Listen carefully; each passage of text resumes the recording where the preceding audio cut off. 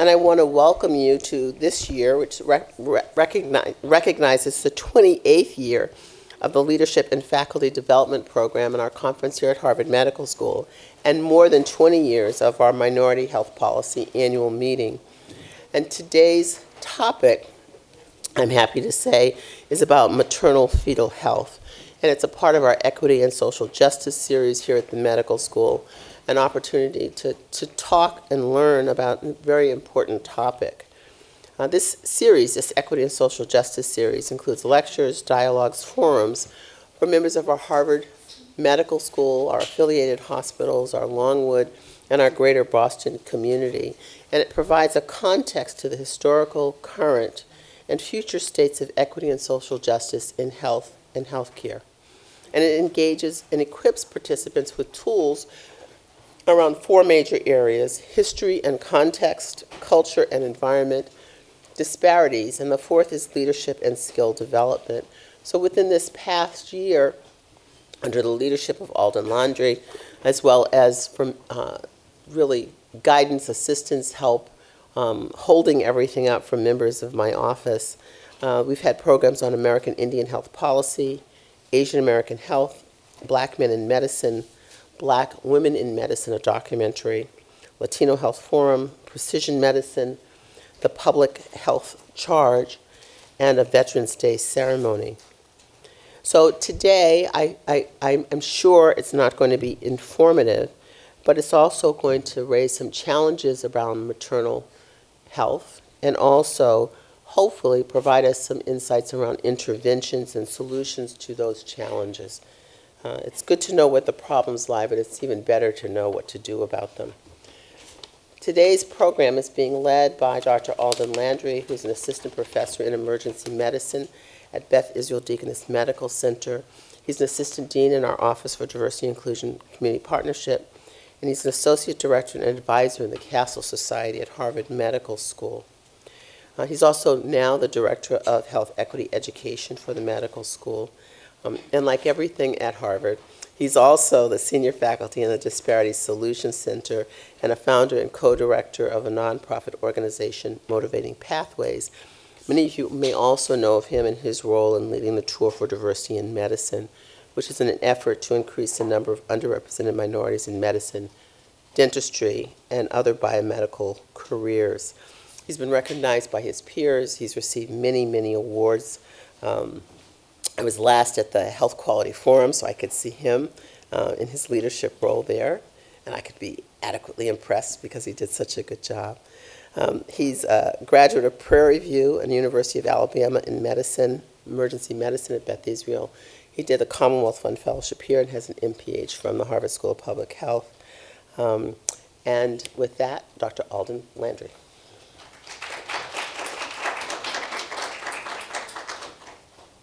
Good afternoon, everyone. Good afternoon. See, Joan knows the column response. I won't make y'all repeat because I know she usually does it anyways. But I want to say thank you all for coming to another one of our Equity and Social Justice lecture series.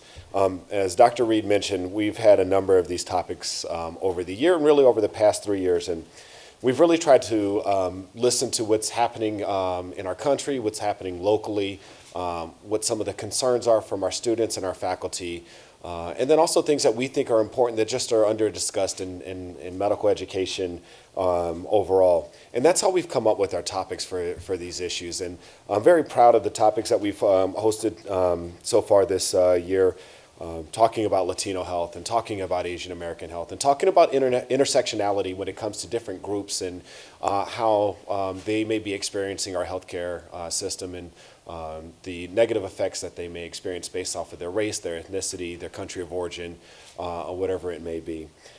These topics are continuing to evolve, and we look forward to having more of these discussions just to broaden the discussion around medical education and practice here in the Harvard community. But we also want to make sure that we're embracing the Boston community and the state and the region. And if you look at many of our topics and many of our speakers today, they're not just coming from our institution, but we looked outside to hear what's happening in our communities and how others are leading these conversations and helping us to drive forward around these discussions around health equity. Our topic today around maternal fetal health was something that was really generated, again, from our faculty, from current and past fellows, as we talked about some of the issues relating to health disparities and outcomes when it comes to maternal fetal health. And I would say right now there's a lot of political will that's sort of being generated. Numerous candidates on the Democratic side have introduced bills and legislation or are having discussions around outcomes and health disparities and black-white differences that we're seeing with maternal fetal health. There's been a bill released both on the Senate side and in the House of Representatives side about addressing health disparities. So there's definitely the political will to have this discussion and to make the changes necessary. But I think this conference that we're having today is really about what interventions are being done, because we know that the disparities exist. So what interventions are being done and what opportunities are there for us to be leaders as we try and address the changes that are so necessary. I'm really excited about today. I'm excited to learn and hear from our panelists. I think we have a great group of speakers that are going to be joining us. But first I want to introduce our keynote speaker. His bio is in the handout that you have, so I won't read it for the interest of time. But our keynote speaker is Dr. Eugene Declercq. He's a professor of Community Health Services and Assistant Dean of the Doctoral Education at Boston University School of Public Health. And he's a professor of obstetrics and gynecology also at Boston University School of Medicine. And when I asked Dr. Declercq about why he's so interested about this topic and what brought him to the research that he does, he mentioned about his own children being born and the experiences that they had, and then also the importance of students asking questions and asking the why. And that's really led him to dive more and more into this topic and think about this on a deeper and more rich level. So with that, Dr. Declercq, the podium is yours. Thank you. It's a delight to be here, and it's an honor to be here. What Alden didn't mention is when he asked about that, I said, after the birth of my children, I decided to become a childbirth educator, taught Lamaze classes, only male in the country at the time, a little strange to be sure.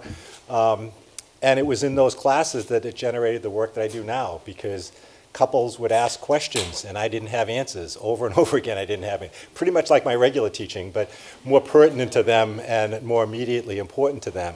And that's what started it. One question after another, and you sort of get sucked into this issue, and I can't imagine an issue that's more compelling to deal with than childbirth, given the ramifications of it in terms of the long-term impacts on the lifespan, and as a researcher, the variation in questions you have to ask. You know, to study this, you have to be not just an obstetrician or a midwife. You have to be a sociologist and an anthropologist and an economist and a policy analyst if you really want to understand that. And that's before we get to health services research, right? So all of those things have to be understood to see where we're going to make change. Now, what I'm going to talk about today is maternal mortality. And let me get into it, because I have till 4 o'clock this afternoon, I'm told, right? I can just keep going. As some people here know, I could keep going till 4 o'clock, but and I'll have hundreds of slides for that, but I won't. Let me first acknowledge my colleagues in this, that all my research is a function of collaborations, and these are all the people I've published with over the course of my career, and some of them are in this room. And I think if we're going to solve problems, if we're going to address problems effectively, it's only through collaborations. And I'll note, about 20 of these people are obstetricians, and about 20 are midwives. And I think we have to keep moving across lines and listening to each other and valuing the different questions that colleagues from different backgrounds ask if we're going to try to address these difficulties. And so everything I say that you find controversial or questionable, it came from them. Things you find pithy and interesting, that's just me. Okay, simplest outline you'll ever see, right? I posed 2 questions. We're going to deal with those. Why is maternal mortality worse than you think it is, and why is it better than you think it is right now? But first, we have to clarify some definitions, because there's a lot of things that get thrown around talking about maternal mortality, and there's different definitions, and they have different meanings for us. So these are the 3 official definitions that get used. Pregnancy-associated deaths is a time-bound figure. It only means the death of a woman for any reason between pregnancy and a year after pregnancy, right? She can be hit by lightning. It is essentially the denominator, the starting point for analyses around this. I'm on the Maternal Mortality Review Committee, and there's several members of that here too. And that's our starting point, right? The first question you have is the state pulls up all of the deaths that could be relevant to you, right? And then the first determination is this pregnancy related or not? I'm going to argue that it's critically important that maternal mortality review committees spend a fair amount of time on just pregnancy-associated deaths that are not pregnancy-related, because I'm going to make the argument that we have a crisis arising not just in maternal mortality, but in death rates of women in general. And as a result of that, the place that gets looked at in any depth right now are maternal mortality review committees. Now, they may be doing it as the screening point to which they have to get to pregnancy-related ones, but this is really a critical area that needs additional attention. Then the differences between the next two are the differences between the United States and the rest of the world, essentially, because the definitions are similar, but they involve different time frames. So the maternal mortality ratio, death of a woman while pregnant or within 42 days of termination of pregnancy, irrespective of duration of the pregnancy, from any cause related to or aggravated by the pregnancy.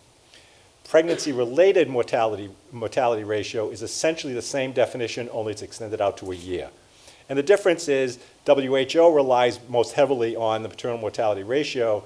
The CDC publishes the pregnancy-related mortality ratio. And the reason that has any importance at all is simply the fact that it's become a hindrance in comparing the United States to the rest of the world, that we don't conform to the way the rest of the world does that. Now, how we got to that point will be the subject at the beginning of this and the beginning of why this is maybe worse than we think. This is the timeline. I think it's straightforward enough. The blue line and the green line represent the pregnancy-related and the pregnancy-associated. Again, they both go from 21 months, right, from the initiation of pregnancy, assuming a full gestation, out to a year afterwards. In the case of WHO's, beginning of pregnancy out to 42 days. And this is data from Massachusetts that shows the rates of the two, of pregnancy-associated and maternal mortality. And in a sense, we never think of it that way, but the gap that you see between them is the area I've become increasingly interested in. The non-maternal mortality cases that still result in deaths of young women, right, that we need to be paying additional attention to. When the gap is small, that means almost all of the cases are pregnancy-related. So, why is it worse? The U.S. has a problem, and we don't even know how bad it is. And that's pretty bad for a highly developed country, a wealthy country like our own, to deal with. How does that happen? Well, this is the data we do have, going back to the 1950s, and you see it in three periods. In this first period, from the 50s to the early 80s, a substantial decline, an 89% decline in the maternal mortality ratio in the United States. Very heartening, very positive. But then we get through the period of the 80s and 90s, and it's pretty much flat. There's almost no change whatsoever through that period. Then we get the period from 97 to 2007, and it's actually going up, which is not what we expect with mortality ratios, right? The assumption is the mortality rates or ratios, depending on which measure it is, we expect them to continually go down because we're the United States. There's more money available, people should be healthier. There's no reason to expect rates like this should be going up at any point. The other thing that's a bit curious here, of course, is why the hell does it stop in 2007, right? What happens there that we stop presenting a maternal mortality ratio for the country? And it's a classic example. Depending on the audience I'm talking to, some people see it as sort of a conspiracy that, because we were doing poorly, they didn't want to put it out anymore, so that would, no. First rule of thumb is always, before you think conspiracy, think bureaucratic ineptitude. And in this case, it's good intentions gone wrong, as you'll see. Nobody's trying to hide anything. They were actually trying to improve the measure, and in the process of trying to improve the measure, it raised all kinds of other problems. It's also the impetus for me being involved in this. I've been giving talks on this for 20 years, and one of the things I do is compare the United States to other industrialized countries, and this is one of the charts I would always show, and I do this with neonatal mortality and perinatal mortality and such. And when I went to do it with maternal mortality, it looks kind of silly that the other countries continue to produce data, and we're sort of sitting there for the last decade with nothing available. So that got me interested in dealing with the question. And this is the last actual official report. This is from the last time they actually reported a maternal mortality ratio. It's a 2007 death report.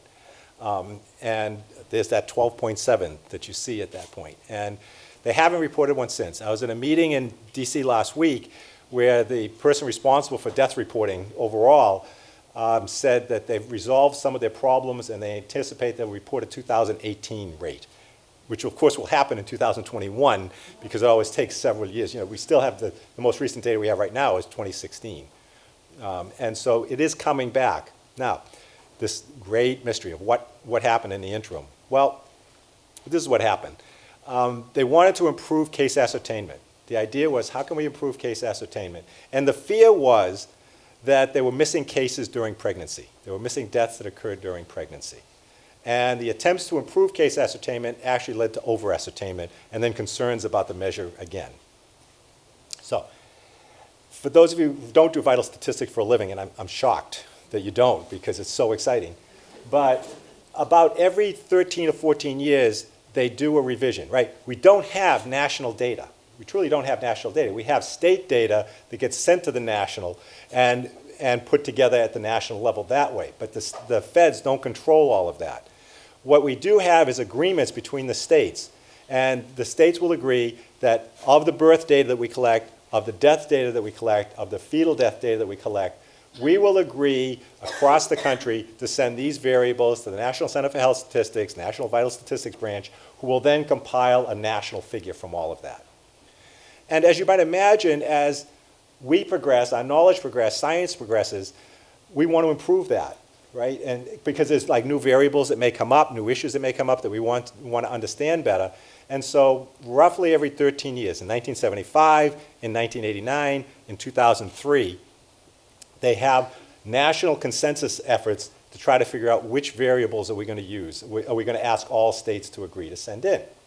So it was at this time they decided they were trying to improve the measure of maternal mortality through this. This is a pregnancy checkbox. It's that tiny little box that you can't possibly read, but this is what it looks like. And it basically says, I'll just go back for a second, it says if the female was deceived pregnant at the time of death or within the past year, then that's a check, that's part of their checkbox. And the actual checkbox reads this way. If female and of reproductive age, which is defined very, very broadly, I want to be inclusive here, if female, not pregnant within the last year, so the death certifier is supposed to do a review and check the box or not check, or check the appropriate box in this. So that was the idea of how can we pick up those cases during pregnancy, because their fear was they were losing that. Now there's a whole history of this. This doesn't just happen.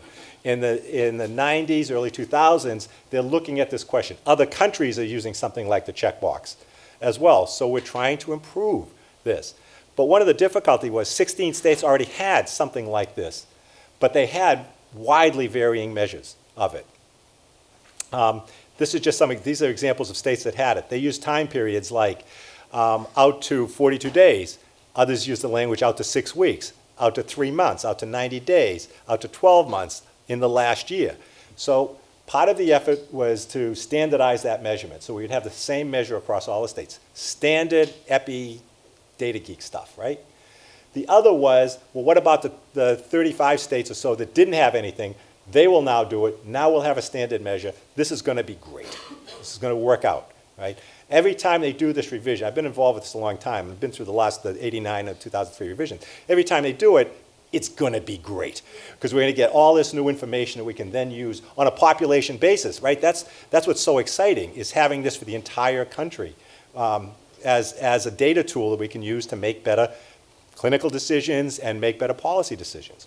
Well, slight problem. When they make the changes in 75 and they make the change in 89, the states agree. What that essentially means is they print a new form, right? They print a new form that the states have to fill out. They have to do training to make sure people appropriately fill out the forms, but it's printing a new form.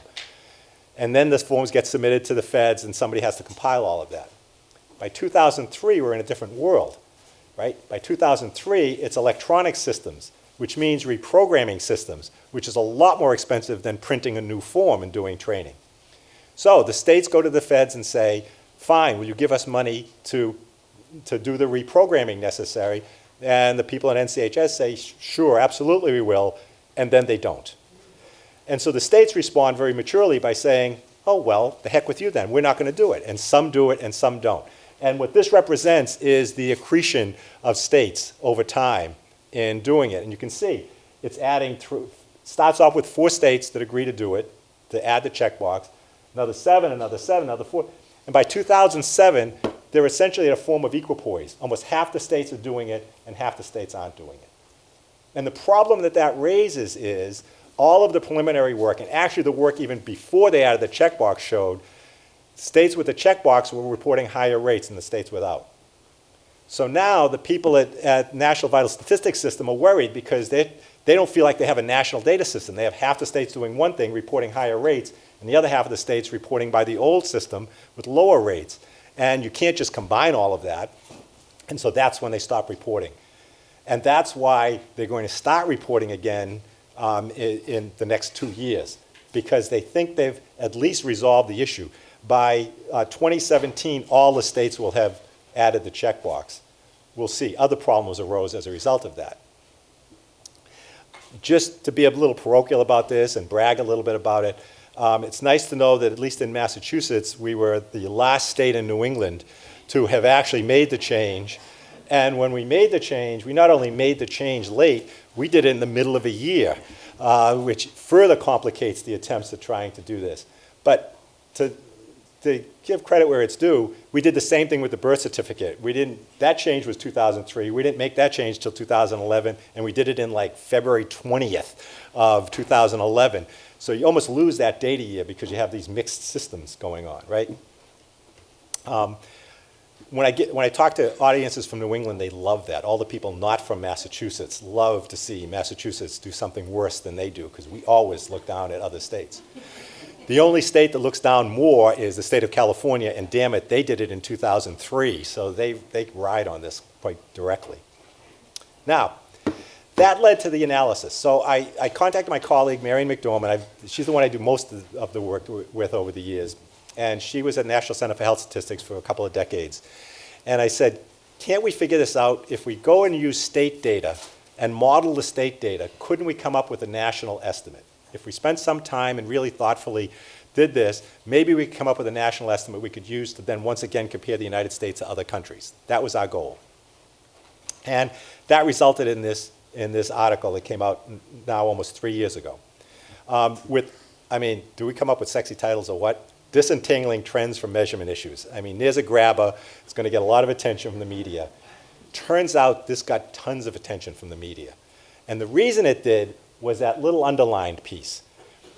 So when we do the analysis, what we do is we model what's the effect of adding the checkbox on a state's rate. And then from that model, it was a pretty simple model, but from that modeling, we come up with a trend number for the state and then combine all of the states. But when we did this, we had two states that were problematic. One was California, because California wouldn't report its data out to 42 days. They only reported it out to a year. You couldn't break it out, so we couldn't use California in trying to do a national maternal mortality rate, which goes to 42 days. There was no way to separate that out. Big loss, 480,000 births in California, right? The second biggest state is Texas, and we decided not to use Texas for a different reason. In Texas, so what we find is when a state adds the checkbox, the correction factor is about 1.9, almost doubles their maternal mortality ratio. So huge impact from that, right? In Texas, they added the checkbox in 2006. It makes almost no difference in their rate. But then between 2010 and 2012, their rate, which was already high at about 18, doubles to 37 and stays up at that 37 rate. And our analysis of it was, it's a data problem. This is not, Marion had a wonderful line in there or something, short of a catastrophic weather event or war, you would never see this. This just doesn't have, double. You would double in Vermont because nobody actually lives in Vermont, so there's no births there. But Texas has 300,000 births a year, so that's a pretty stable rate, right? The two most stable rates would be in California and Texas because of their size. And so we said, we're not going to include Texas in the national estimate, right? For data reasons, not anything else. But what we didn't anticipate was there had been an article published in New England Journal shortly before that that looked at the closing of Planned Parenthood clinics in Texas and argued about the loss of services, right? So what happens is this. This is the biggest, I've been doing this stuff for 40 years. This is the biggest media coverage we've ever had on anything we've ever done in this. Why? Because two things, I think. One, CDC had been putting out a pregnancy-related mortality rate for years, and no one was paying attention to it. Everything we talked about in terms of an increase had been reported. It was there on the CDC website for a decade and a half. But the term pregnancy-related mortality just didn't resonate with people. Once we call it maternal mortality, and we did that simply because we wanted to do the international comparison, that seemed to resonate. People seemed to pay attention to it far more than it had in the past. But the other piece was that Texas finding. Here's the quote. You wouldn't expect that kind of a jump. That's the jump we saw between 2010 and 2012. So what happens? This gets reported, people jump on the, media likes to jump on the big find, and they report the Texas finding. And we're doing interviews saying, all we're saying is the data is they probably have a really serious data problem there in Texas. But this first gets picked up in Texas. Whole series of articles in Texas about us, our rates are doubling, there's a crisis. Interestingly, Mary and I were just at this meeting last week, and somebody from Texas came up and said, thank you for publishing that. We said, we just said your data was bad. She said, yeah, but that got everybody talking in Texas, and they were about to close their maternal mortality review committee, and they sustained just barely, by the way, but they sustained their review committee, partly as a result of concern about the rate, even though, remember, all we're saying is you got really bad data there you got to worry about. Okay? So this comes out in Texas. Then it gets picked up but in conjunction with the New England Journal article, and the national media picks up on it because it fills a sort of liberal bias, right? What's that? Dumping on Texas. And so there's all these articles linking the closing of Planned Parenthood to this. New York Times does 3 different articles on it. An op-ed, Paul Krugman does an op-ed on it, the whole thing. It's a story after story after story on it. What does that do? That justifies the rest of the media jumping on it, right? Once the Times does it, everybody else jumps on. So you've got all of these. Note the quote at the bottom. That's pretty much what they would always say, right? While the authors would not say that there was a direct relationship between the cuts and the rise and then they would just go off and say it was because of the cuts, right? I mean, look at, Krugman's article, States of Cruelty. They're implying direct links between the closing. We're not saying it didn't happen. We're not saying it did happen. Our data was certainly not granular enough to let us do that at all, and we never said that in all of this. But of course, in the times we live now, what does this result in? We get attacked in Texas. And a fact check says they were wrong saying this was it. We never said that, right? That never happened. I like the one up above. Pro-abortion activists hiding behind the often undeserved cloak of credibility provided by peer-reviewed journal made a concerted effort to mess with Texas. No, we didn't. I like Texas. Okay, I don't like it that much, but I like it. And we had no reason to go through all of that. And that's one of the challenges now, right?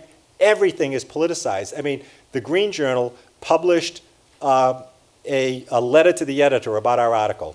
If you look at the journal, what the Green Journal says is it has to be published, I think it has to be submitted within like 60 days or 90 days of the publication of the piece. It can't be more than 500 words. This was submitted a year and a half afterwards. It was 2,000 words, and it was a think tank, a conservative think tank in Texas that was funded to do this whole reanalysis. We did a big response to it.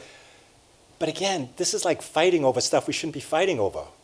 What we said was there's bad data. So then Texas went and did a study, and what they proved was they had bad data, that there was all kinds of misclassification. Why? Part of it is the question becomes, well, who's certifying all of these things, right? I mean, maybe in the mass public there's an assumption that certification of death is like by autopsy, right? Because they see that on TV, and it's right. 8% of the cases get an autopsy. Right? So, is it a physician? Probably. Is it a medical examiner? Maybe. In Texas, it can be a justice of the peace, who certifies the death. So when you have a system that's that loose, you're going to have problems in your data. That shouldn't be a shock to anybody. So back to our findings. So did we create a more accurate representation of state ratios, or do we have an overestimation? And our feeling is, despite we really worked hard in the article, at the end of the day, it was an overestimation. So then we went back to the question of the quality of the data and started looking at that. Luckily, a separate source of information now is the maternal mortality review committees. And CDC has invested a great deal amount of money, mostly from Merck, funding them, the Merck Foundation funding them to do this, to do studies with maternal mortality review committees. And this was just published a couple months ago. A 4-state study from maternal mortality review committees of the accuracy of the checkbox. And what this simply shows is in 72% of the cases, the woman was pregnant. In 21% of the cases where the checkbox was checked, mother wasn't pregnant, woman wasn't pregnant. In 7%, there was no way to determine if the woman was pregnant. So we probably have some over-ascertainment here, right? There's a problem. Now you're saying, really, how could that happen that often? What's interesting is we modeled what would random error do here. What if there was a 1% random error in the checkbox? Simply because people are rushed, they're doing it. And the deal is this: once you put the check mark in that checkbox, it becomes a maternal death. Right? It trumps every other code that you have. Right. So when you model that, it turns out that it kind of fits what's happening, that you're going to have numbers like this if you just had random error in doing it. So the other thing that you find, and this is because of that rule about if the box is checked, it has to be a maternal death, a big increase in codes for less precise reasons. So, this is ICD-10 codes, ICD-9, ICD-10 codes, depending on timing.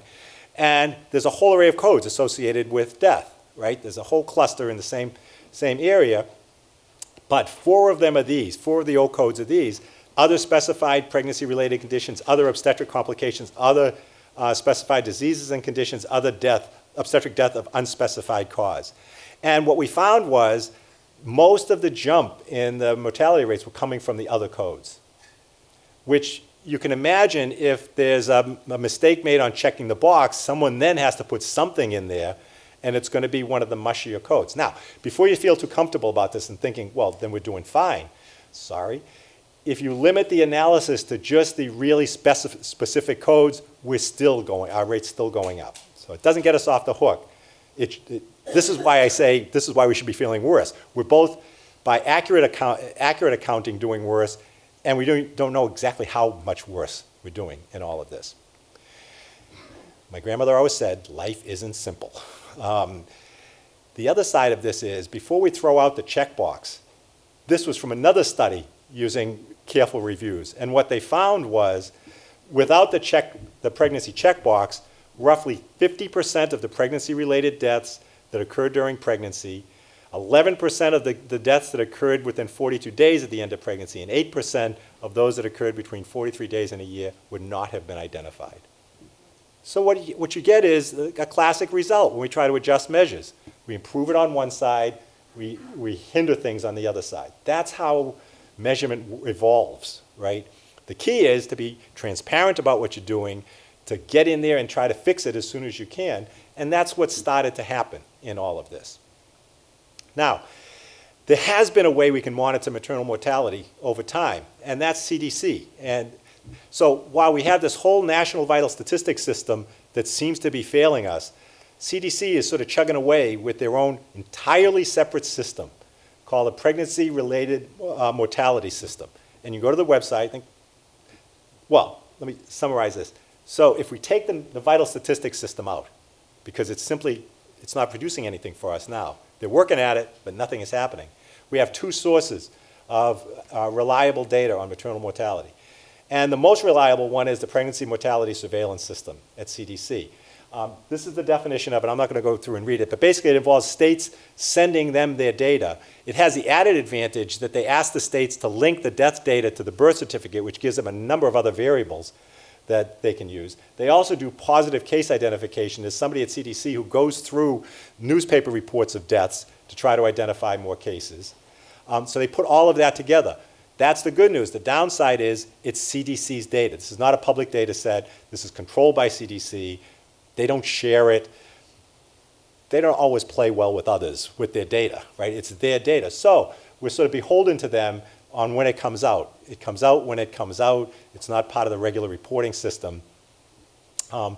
Thoughtlessly, it came out yesterday after I had already done all my slides. And so I redid my slides, the slides I'm going to present you in a minute, last night to incorporate the new data that they presented, probably for Mother's Day. My guess is not to screw me up, although I'm wondering about that. But I think it's probably for Mother's Day because they got a big hit. It was New York Times front page today. The third one is this maternal mortality review information application, the tortured Maria acronym. That's the reporting. So they now have set up a system where they're asking the states that have maternal mortality review committees to agree to a common set of variables that they'll report to the central site at CDC. And a lot of the states, Massachusetts is one of them, have participated in that system and are continuing to participate in that system. And the hope is that's going to be much more finely tuned data because it's going to be the result of the careful examinations at the review committees. That's great. It's going to be slower because now you have that extra layer, right? It takes us a while. We're still reviewing 2016 cases in Massachusetts. So it takes a while for all of this to catch up. But it will likely give us variables we wouldn't get any other way. So this is the PMSS system. This is the report that literally came out yesterday from them, updating their data. And this is that definition again. So these are the trends, using, I think, our best existing measure. And what you see is, this isn't subject to the check, well, pretty much not subject to the checkbox. What you see is a consistent and profound rise in the pregnancy-related mortality rate. Now again, remember, this goes out to a year, so the maternal mortality rate would be slightly lower than that. The other thing they did with this that's really helpful is this. They started reporting on the timing of deaths, which was great. We've been writing them to say, you know, this is the way to get at policymakers, is to talk about timing, right? Not just this glom of deaths, because you're talking about a 21-month period, and a death in the second month of pregnancy versus a death 8 months after the baby is born is a very different event. And for the first time in their annual article, the one reference there, they reported it. And then in this new report that came out yesterday, they went into it very deeply, which is great. That's a bit of a game changer for the discussion around this. A couple things to note here. Maternal mortality ain't Downton Abbey. It isn't somebody dying during the middle of labor, right? That accounts for some of these. It accounts for 17%. And if you want to say it lingers on for, you know, a condition may linger and cause, you're talking about a third of the cases are at the time of birth, right at the time of birth. A third of the cases are during pregnancy, and a third are between 7 days and a year later. This revises our whole consideration of maternal mortality, I think. It should, because it means it's not just a clinical problem. What's circled there is the clinical issue, right? Clearly clinical issue. And what we've seen, and I'll get to in a moment, is a strong clinical response. The clinical community is doing a great job of trying to deal with this. But this is a public health challenge as well. It's a massive public health challenge that we have to address. And the other piece is, by the way, just a side geeky data note, if you have this data and you know the timing and you know that 11.7% of the deaths were between 42 days and a year, take their data, take out the 11.7%, and you have the maternal mortality ratio, right? This is just simple logic. So I asked the people at CDC, I said, so if I report that, because I want to report an accurate data, I said, what if I report that? What if I start using that as a rough estimate? I'm not saying it's precise, it's a rough estimate. Can I do that, and would you be comfortable with it? And they basically said, we can't tell you to do that because it's not necessarily appropriate for you to do that. And so I started doing it because that gives us, this is the best data system we have, and we can adjust it accordingly. Not perfect, but an adjustment. So if you do that, this is the maternal mortality ratio. It just brings all those numbers down slightly. But now we can compare it to other countries, right? They also reported, and this is the old data. I'm going to give you newer data on disparities. That's from the previous one. I realize I didn't get all the slides. If That earlier slide I used where I said I couldn't report anything, now I can, using that. And it's a depressing story, right? That we start out worse than other countries, comparable industrialized countries, and we go up and they go down. And so the difference between ourselves and similar countries, wealthy countries with a large number of births, for reliable comparison, the differences are getting greater, not smaller, over time. What about racial disparities? This is from the new data. These are the rates they reported yesterday, ratios they reported yesterday. For Hispanics, 11.4 per 100,000. Whites, 13 per 100,000. Asian Pacific Islander, 14.2. American Indian, Alaskan Native, 32.5. Black non-Hispanic, 42.8. Stunning differences by race, ethnicity.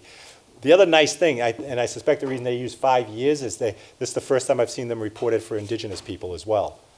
And those rates are appalling as well. Now, these are the rates over time, back when we report. And this only has black, white, because when you go further back, they weren't recording Hispanic, and they couldn't do that refinement. And what you see is that looks like the disparities are decreasing a lot. They're actually not when you think of it as disparities, because the base number for the whites is going down. So you're saying, could you give us a chart that just looked at disparities? Sure, here it is.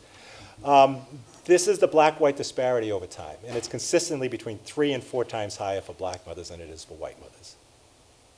And I think that's important, and I think you see how striking it is when you put it in this context. This is the black-white disparity for maternal mortality. This is the black-white disparity for infant mortality.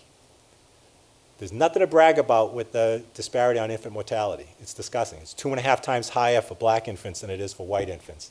But it is consistently and profoundly higher in the case of maternal mortality than it is in the case of infant mortality. And I pose that question. I would pose it in a class. Yeah, I'm going to rush through this a bit and simply give you the answer, at least my answer. And I'm up here, you're not, so I get to give this answer. We care more about babies than we do mothers. We structured a system that cares more about babies than it does about mothers. And we've emphasized that over time.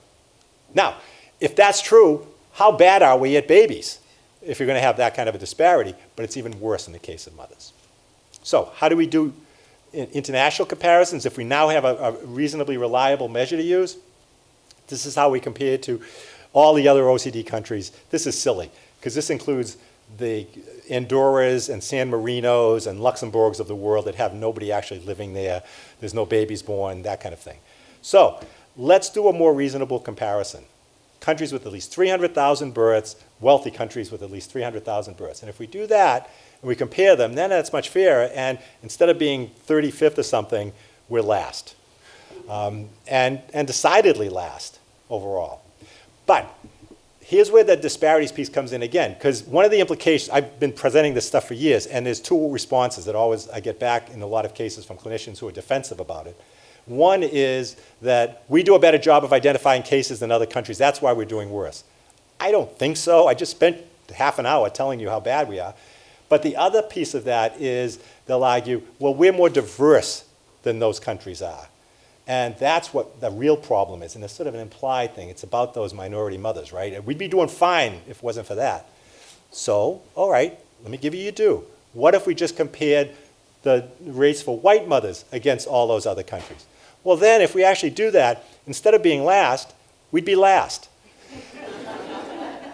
And that's a really important consideration here, because it's both things, right? The disparities are profound and real, and we need to address those. But at the same time, there's systems issues here that are going on, and a presumably lower risk population is not doing well either. Okay, it gets a little worse. Let's look for a minute at women's death rates in general, because who doesn't want to look at that? It's a fun thing. This is from the death reports, the overall death reports. And the figure you see up there reports deaths, and what you see is female death rates over time consistently going down. But note the circled areas. In some of those cases now, they've started to go up. And it turns out the age groups that are going up are women of reproductive age. So I took the data and started pulling the data out to run it. And this is what you see. You see a pretty big jump in 2015 and 2016. And this is overall death rates by age. And the most profound increases are women 25 to 34, which in turn happens to be the largest birthing population. It's about 58% of all the births in the United States are to women in those age groups. So I continued to do the analysis on them. Here are the overall death rates of females 25 to 34 by race ethnicity over time. And note what you see. Overall, the all increases about 23% over time. Who knew that our death rates are increasing that much? Some people who are deep into it, but the general public has no sense of that at all, that overall death rates are increasing. When you break it down by race ethnicity, actually the death rates for black mothers are going up slower. Overall death, this isn't maternal mortality now, this overall death rates are going up much slower, but at a much higher base, right? The rates are still significantly higher, but going up much more slowly.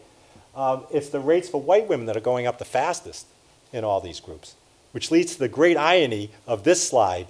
This is one of the few times where disparities are actually going down. Now, they're not going down because of much we should be proud of. We all want disparities to go down. A little bit in this case. If you go back to 2005, the death rates for black females have been going down. Death rates for white females have been going up pretty rapidly, thereby decreasing the disparities.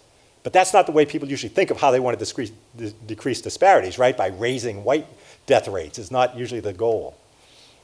If you look at causes of death, it sort of reaffirms that. And what jumps out in the upper right-hand corner is the big jump is in accidents, unintentional injuries. Now, that's not car accidents. It turns out most of those are coming from this category, poisoning and exposure to it's opioids, right? It's overdoses, right? But in there also is increases in intentional self-harm, homicide, chronic liver disease. These are public health problems, right? The clinical community is very much involved in public health, but the public health community itself needs to step up and get more involved. So is anyone discussing these increases? And by the way, male rates are increasing as well in the same age group. Male rates jumped by 26% in that same time. Yeah, I was. We put this out a while ago. Neil Shah and I put this out a while ago, and like most of the research I put out, disappeared without a wake. But we really need to be talking about this. We need to talk about this in a general sense of these increases that are happening. The state of Massachusetts this is from a state report on opioid deaths, for pregnancy-associated opioid deaths. And these are by time period. And note in the postpartum period, the surge in substance-related deaths. But think about how often we drop mothers from the system. So I'm not going to read all of these, but these are by the way, I'm going to post these slides if people are interested. I'll post them. I give my stuff away. Why are things better? Now I have about 30 seconds to do the good news. Very much an academic talk. Oh, I have a whole minute. I just doubled my time. A couple things. All right, at least it dropped in this most recent year. Okay, I'm looking for hope here somewhere. In the update, it actually dropped a little bit, and that's random variation for the most part. But it didn't go up at the time that all the other death rates are going up, and I think maybe some of the efforts that are underway around the clinical improvements are having an impact. What you see here, if you look at the numbers across the bottom, these are causes of death over time, and what you see is declines in hemorrhage, hypertensive, infection, 2 types of embolisms, and anesthetic complications. In other words, in the areas controlled by clinicians, we're doing better. What's going up? Cardiomyopathy, cardiovascular conditions, cerebrovascular accidents, in conditions that are obviously related to clinical work, but often very much related to community work, they're going up. And other is going up as fast as almost anything, which encompasses mental health, violence, all the other issues. So the clinical side, we're doing a really good job. I think the AIM program, the establishment of perinatal quality collaboratives, the work coming out of California, I hate to admit it, is great and helping profoundly with that. This is just an example. Okay. Oh, good. They just extended my time. She says I can go till 4 o'clock. This is from the California toolkit on addressing it, and I applaud. Again, I'm on the OB faculty. I love my clinical colleagues. They're doing. I think they're doing their part in this. I think the public health community needs to step up and get more engaged in all of this. And my students know I hate pie charts. I say, this is frequency distribution. Don't do it. It's silly. It doesn't convey that much information. And I put that stupid pie chart on my wall now to argue for public health involvement in dealing with maternal mortality. Because so many of the deaths are out of the period we most associate. And what the public health community has done around childbirth, for the most part, has said, we care about prenatal a little bit, we care about postpartum, and we'll leave the birth to the clinicians. Okay, if you're going to do that, then step up in the prenatal period and in the postpartum period to make sure we follow up. So what other kinds of things? Who can handle this? I think the review committees can handle it. I think perinatal quality collaboratives can handle it in terms of pulling together that side of this process. This is just more information on those. Again, some of you are on this. I know, I'm on it, and I know you're from there. The review committees, most of the states now have them. If they don't, they feel guilty about it because there's so much attention to it. I monitor this stuff, and state after state at least have to have a debate about it in their state legislature because of the national bill that was passed that I'll talk about in a minute. So this is a great resource and really, really helpful. For example, this is out of the Georgia Maternal Mortality Review Report. This is one of the things that you work on for Maria. What were the factors that contributed to this death, this maternal death? Note, these aren't precise categories, understand, right? We struggle with these when we're in the committees. But 56% of patient and family, 9% systems of care, 7% facilities, 26% provided, 2% community. In other words, if only a third of all these pregnancy-related deaths involve provider or facility, what are we doing about the other 67%? How are we addressing those? We tend to do what we can do, right? We take the skills we have and we want to apply them to do good. That's why we're in this business. Public health people have to do their part. I think the clinical community has stepped up. There's still work to be done. There's still mistakes that are made, and that can be addressed.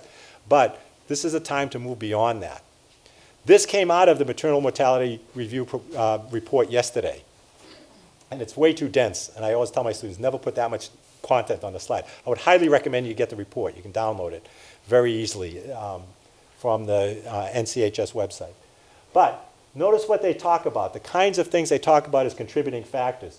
Access to clinical care, unstable housing, lack of or inadequate transportation, obesity and chronic conditions, health facilities, limited experience with obstetric emergencies. That's been the big focus of late, trying to address that. Lack of appropriate personnel, lack of guidelines. For patient and family, lack of understanding of warning signs, non-adherence to advice. From the system's perspective, inadequate receipt of care, lack of case coordination. We see that all the time. The biggest challenge we have, I think, when we're doing the mortality reviews is the cases, and these are the cases, I don't get the clinical cases, but the cases that arise where it's someone whose whole life has been struggle, right? That they died 7 months after they gave birth. That's after 12 years of addiction. And they may have gotten sober they made extraordinary, breathtaking efforts to change their lives during their pregnancy to protect their babies. And then, for completely understandable reasons, the Department of Children and Families will still take the baby away because their lives are pretty erratic, and the mother crashes and disappears. And the way we've structured our system almost encourages that, because if she was on Medicaid and she qualified for Medicaid only because she was pregnant, 60 days after that, the eligibility goes, and she's out of the system, and we've lost them to the system. And so when we're having these, and these guys are all here on it, when we're having this discussion, it's sort of like, they know I whine about this all the time. It's like, is it preventable? Well, geez, if we had like a real social system that took people in early and worked with people for their lives, and we took a life course approach, yes. In the conditions we have now, no. If we just look at it from the perspective of we have a contact with her when she's in the hospital, no. The other side is the policy challenge. Don't worry, this is it. We passed the Preventing Maternal Deaths Act of 2018. It wasn't easy to pass. I think it's really critical to understand what it did was essentially fund the development of maternal mortality review committees, provide funding to states that want to develop AIM programs and maternal review committees, which is great. My training, my PhD is in political science. I did legislative analysis for decades. I think of it as a policy perspective, and there's two ways to look at this. Either this is the beginning of a wedge that gets driven, and the strategy is you get your foot in, and then you incrementally increase support. And that's what this has to be. Because the other thing that happens, especially with maternal and child health issues, is we're treated symbolically. This was $25 million. That's like couch change in the federal budget. And the fear I have is that if we don't consistently work on advocacy, what's going to happen is they're going to say, we dealt with that issue last year. We just passed something on that. We don't have to deal with anything else. That's what we have to deal with. So here are the policy responses. President Trump even signed it. You can see how excited he is at having signed the Maternal Death Act. It's a big moment for him. The bill on the right is, I think, the stronger way to go. This is Senator Booker's bill and a whole bunch of other senators. People, as Alden noted, people are starting to get onto this. The value of this is it says we will extend Medicaid coverage out to a year instead of 60 days for pregnant women. How does that work? I love this chart. I use it all the time. There's going to be a study coming out in the next couple months that updates it, which will be great. But what does this say? Look at the teal line, the bottom line. That's the number of women who are uninsured.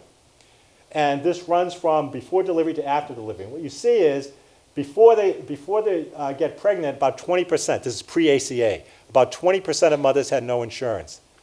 They get onto systems, mostly, almost perfectly Medicaid systems, right? They're not getting onto private insurance. And by the time they give birth, at that time, about 10% were uninsured. That's pretty stunning in itself, by the way. And that number has come way down after ACA. But then, within 2 months, it's back up to 20%. How does that happen? This is how it happens. This is the poverty level requirements. And the national average is, for a family of 3, if you make more than 138% of the poverty level, you don't qualify for Medicaid. But if a woman's pregnant, that figure goes up to 205%. So the median number for all the states is 138 and 205. And if you look at the New England states, most of them are right in there.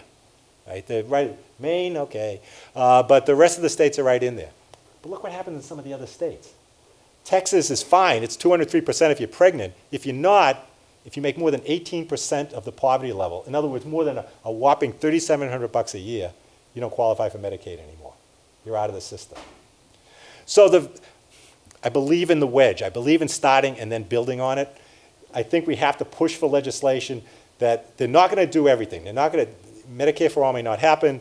In waiting for that to happen, we make the argument, given the concern with maternal mortality, that we move in and we say, look, 12% of the women are dying from 42 days out to a year. Shouldn't we cover them for a year? Shouldn't we at least go that far to protect them? And then maybe, given the interest of maternal mortality, that can be the next step. And then we try to build on that, a step at a time. That incremental approach is how legislation happens. It involves compromises. We hate compromise because we think we know everything.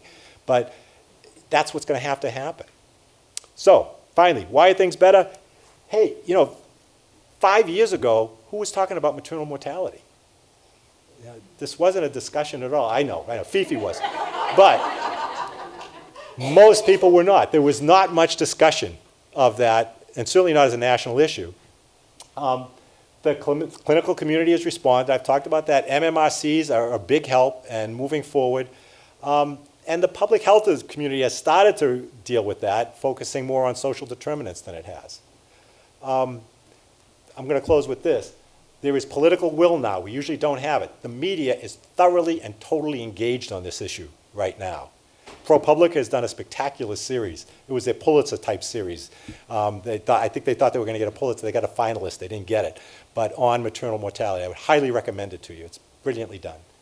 This is the case of a CDC doctor in reproductive health who died. Really? She died after she had given birth. And the series documents in excruciating detail how all the cases that were missed. So, the people want answers. What kind of answers? Since you asked, this is what I recommend. Using the MMRCs, I talked about that. Using linked data sets. See, Fifi, I told you I'd talk about linked data sets. Linked data sets to give you a bigger picture of what's happening to women over time. listening to women about, if you want to have sustainable responses, you've got to listen to women. It can't be a bunch of policymakers, old white guy policymakers sitting around talking about what women need. You have to shut up and listen to women about what they need in doing this. And then get involved in advocacy efforts. In 3 days? March for Moms is in Washington. I would encourage people to get engaged in this and get engaged in efforts like that. If you want the slides, go to this website, birthbythenumbers.org. These are all the students who work with me on it, and over the years, they've all been helpful on it. And I post my stuff there. So if you're interested, go there. We're revising it. There's going to be a bunch of other resources that'll be started adding to it soon. It's not a requirement that you have a dog to join the group. So if you're interested, let me know. This is all volunteer effort, and the students do a terrific job in dealing with that. Thank you.